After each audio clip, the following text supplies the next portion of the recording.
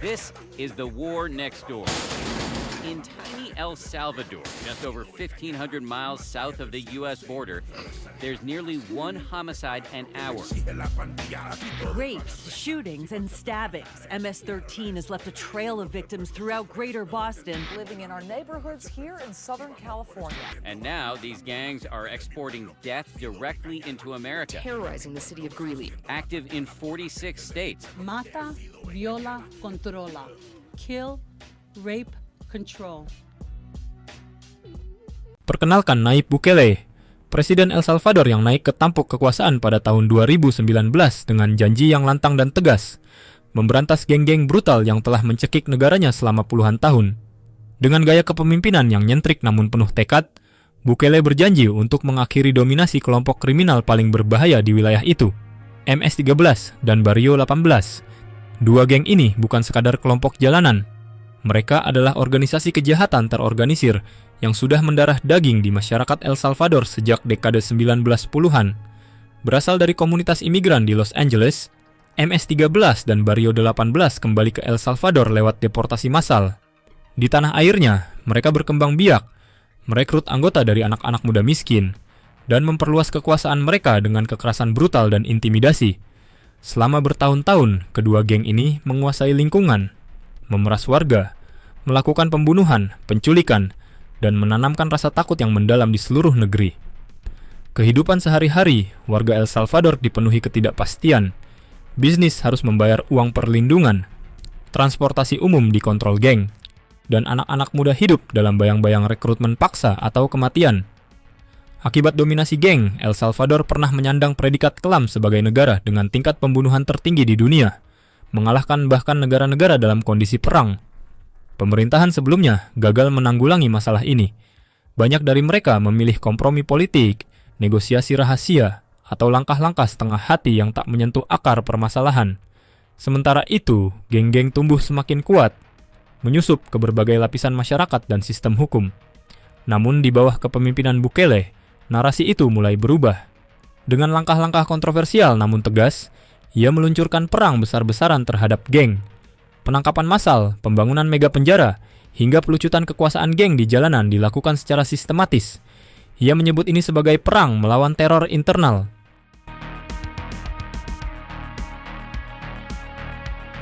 El Salvador, sebuah negara kecil di Amerika Tengah, selama beberapa dekade terakhir menjadi ladang kekuasaan dua geng paling brutal di dunia, Mara Salvatrucha, MS-13, dan Barrio 18. Awalnya terbentuk di jalanan Los Angeles oleh imigran asal El Salvador pada tahun 1980-an, kedua geng ini tumbuh sebagai respons atas perlakuan keras dan diskriminasi yang mereka alami di negeri asing. Namun, saat banyak anggotanya dideportasi kembali ke El Salvador, bibit kekerasan itu ikut terbawa pulang. Di tanah kelahiran mereka, MS-13 dan Barrio 18 berkembang pesat, merekrut ribuan anggota dan mengakar kuat dalam struktur sosial masyarakat. Kekuasaan mereka meluas hingga ke pelosok kota dan desa. Mereka tidak hanya mengendalikan wilayah melalui kekerasan, tetapi juga memeras bisnis lokal, mengontrol komunitas, dan menanamkan rasa takut yang mendalam di setiap sudut kehidupan warga. Warga dipaksa membayar renta, uang perlindungan, hanya untuk bisa membuka toko atau naik angkutan umum. Menolak, maka pembunuhan menjadi konsekuensinya. Banyak korban hanyalah warga biasa, remaja, bahkan anak-anak. Kekerasan adalah bahasa utama mereka. Pembunuhan, penyiksaan, penculikan, dan pertempuran antar geng telah menjadikan El Salvador sebagai salah satu negara dengan tingkat pembunuhan tertinggi di dunia selama bertahun-tahun. Dalam puncak kekacauan, angka pembunuhan bisa mencapai rata-rata lebih dari 100 per 100 ribu penduduk, sebuah statistik yang menggetarkan dunia. Sayangnya, selama bertahun-tahun, pemerintahan El Salvador gagal mengatasi krisis ini. Korupsi, keterbatasan sumber daya, serta kebijakan yang setengah hati membuat geng-geng ini semakin percaya diri dan brutal. Bahkan, beberapa pihak menuduh bahwa ada negosiasi rahasia antara pejabat dan geng demi meredakan kekerasan secara semu. Namun, terlepas dari semua itu, kisah MS-13 dan Barrio 18 bukan sekadar cerita tentang geng, melainkan juga tentang bagaimana negara kecil bisa terjebak dalam lingkaran kekerasan, kemiskinan, dan ketakutan, ketika hukum tak lagi berwibawa dan keadilan menjadi barang langka.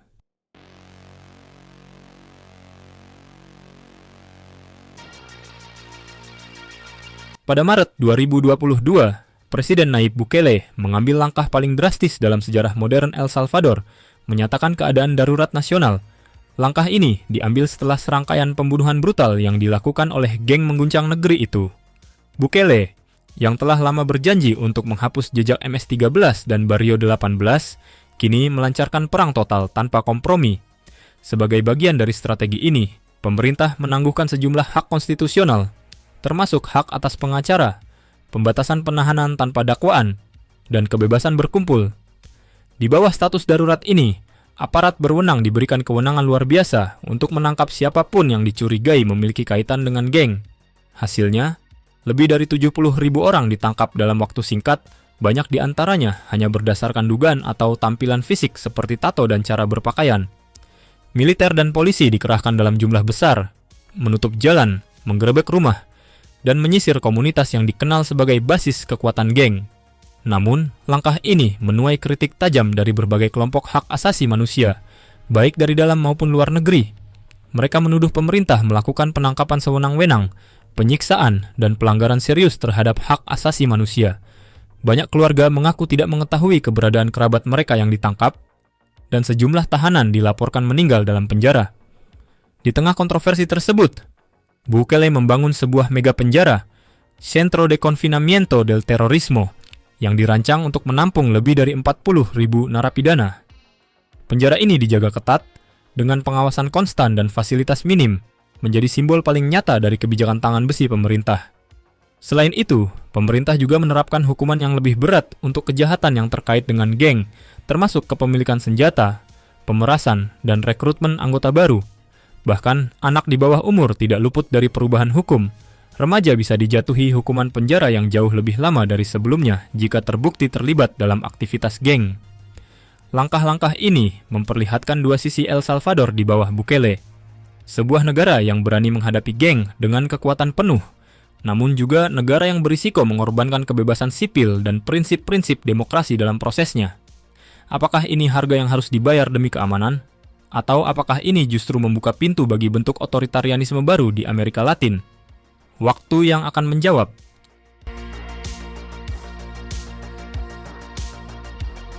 Dua tahun setelah Nayib Bukele melancarkan perang besar-besaran terhadap geng, hasilnya mulai terlihat nyata di jalanan El Salvador. Tingkat pembunuhan turun drastis dari yang pernah menjadi salah satu yang tertinggi di dunia, kini mencapai angka terendah dalam sejarah modern negara itu. Warga yang dulu hidup dalam ketakutan, kini merasakan sesuatu yang sudah lama hilang, rasa aman. Anak-anak kembali bermain di luar rumah. Warga membuka toko tanpa harus membayar renta pada geng. Transportasi umum berjalan tanpa ancaman kekerasan. Dukungan publik terhadap Bukele melonjak tinggi dengan tingkat popularitas yang melampaui 80%. Banyak yang melihatnya sebagai penyelamat. Seorang pemimpin yang akhirnya mampu melakukan apa yang gagal dilakukan oleh para pendahulunya. Namun, di balik statistik yang membanggakan itu, tersimpan cerita-cerita gelap yang tak boleh diabaikan. Ribuan orang masih ditahan tanpa pengadilan, banyak di antaranya tanpa bukti yang jelas. Penahanan dilakukan secara masif, dan dalam prosesnya, orang-orang tak bersalah ikut tersapu dalam gelombang represi. Ada kisah tentang seorang remaja yang ditangkap hanya karena memiliki gaya rambut dan pakaian yang dianggap mirip anggota geng. Seorang ibu rumah tangga ditahan karena suaminya dulu mantan narapidana. Banyak keluarga masih mencari jawaban, bahkan hanya untuk mengetahui di mana kerabat mereka berada. Kelompok hak asasi manusia memperingatkan bahwa El Salvador sedang berjalan di jalur yang berbahaya. Ketika keamanan dijadikan alasan untuk menanggalkan hak-hak dasar, demokrasi pun mulai terkikis perlahan. Kekuasaan semakin terpusat, dan sistem hukum dipaksa untuk mengikuti irama politik yang agresif. Pertanyaannya kini bukan hanya soal menang melawan geng, tapi juga tentang harga yang harus dibayar untuk kemenangan itu. Apa dampak jangka panjang dari sebuah kebijakan yang menukar kebebasan demi ketertiban? Apa yang terjadi ketika masyarakat mulai terbiasa melihat pelanggaran hak asasi sebagai sesuatu yang perlu? Keamanan adalah hal yang penting, tetapi bila dicapai dengan mengorbankan keadilan dan kemanusiaan, maka luka yang tertinggal bisa jauh lebih dalam dari sekadar angka statistik.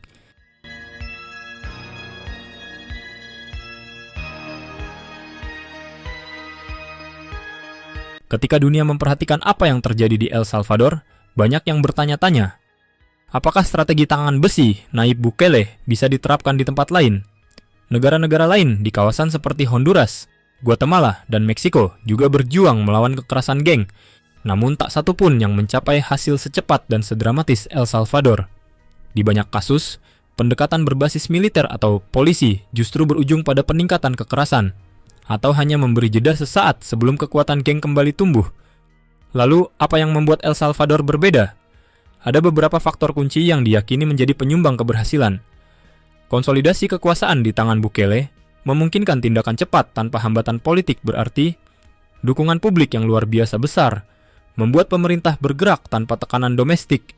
Strategi komunikasi yang kuat di media sosial membentuk narasi bahwa tindakan keras ini adalah untuk menyelamatkan bangsa.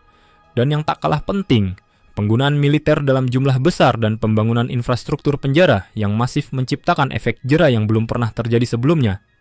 Namun, keberhasilan ini tidak lepas dari kritik. Banyak pihak menilai bahwa Bukele telah menormalisasi pelanggaran hak asasi manusia dengan alasan menjaga keamanan.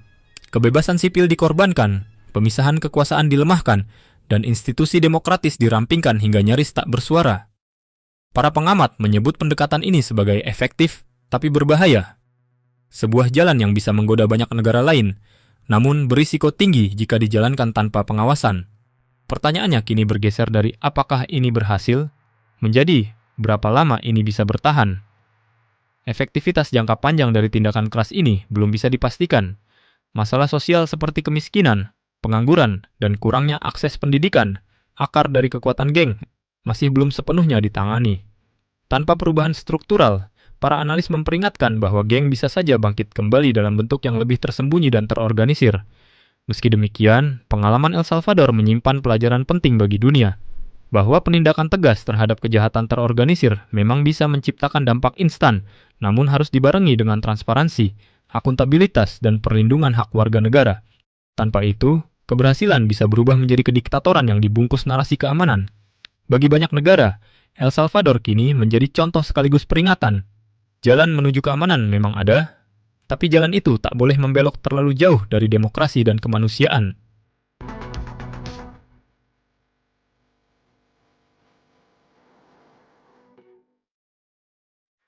Kisah El Salvador di bawah kepemimpinan Nayib Bukele adalah kisah tentang harapan, ketakutan, dan pertaruhan besar atas masa depan sebuah bangsa. Dalam waktu singkat, pemerintah berhasil menurunkan tingkat pembunuhan secara drastis, menghancurkan kekuatan geng-geng yang selama puluhan tahun menguasai jalanan, dan menciptakan rasa aman yang telah lama hilang di tengah masyarakat. Namun, di balik keberhasilan itu, harga yang harus dibayar sangat tinggi. Hak-hak konstitusional ditangguhkan. Ribuan orang ditahan tanpa pengadilan, dan banyak warga yang tidak bersalah terjebak dalam tindakan keras. Pendekatan tangan besi Bukele menuai pujian sekaligus kekhawatiran dan membuka perdebatan besar di dunia internasional tentang apa arti keamanan dalam negara demokratis. Apakah El Salvador benar-benar telah membebaskan diri dari geng, atau hanya menunda masalah dengan cara yang ekstrim? Apakah sistem hukum dan demokrasi akan mampu bangkit kembali setelah ditekan begitu keras? Dan yang paling penting, bisakah keberhasilan ini bertahan tanpa mengorbankan nilai-nilai yang mendasari keadilan dan kebebasan? El Salvador kini berdiri di persimpangan jalan. Ia bisa menjadi contoh baru bagi negara-negara yang berperang melawan kejahatan terorganisir, atau menjadi peringatan keras bahwa stabilitas tanpa hak asasi hanya ilusi jangka pendek. Di tengah sorotan global, sudah saatnya dunia tidak hanya menyaksikan, tapi ikut berdiskusi, belajar, dan bertindak. Sebab pertanyaan tentang bagaimana menyeimbangkan keamanan dan hak asasi bukan hanya milik El Salvador. Ini adalah tantangan bersama di era yang penuh ketidakpastian.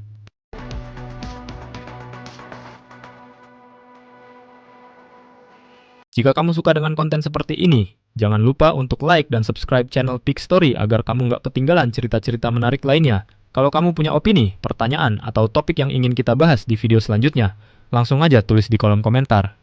Sampai jumpa di cerita berikutnya, hanya di Peak Story, tempat di mana setiap kisah punya makna.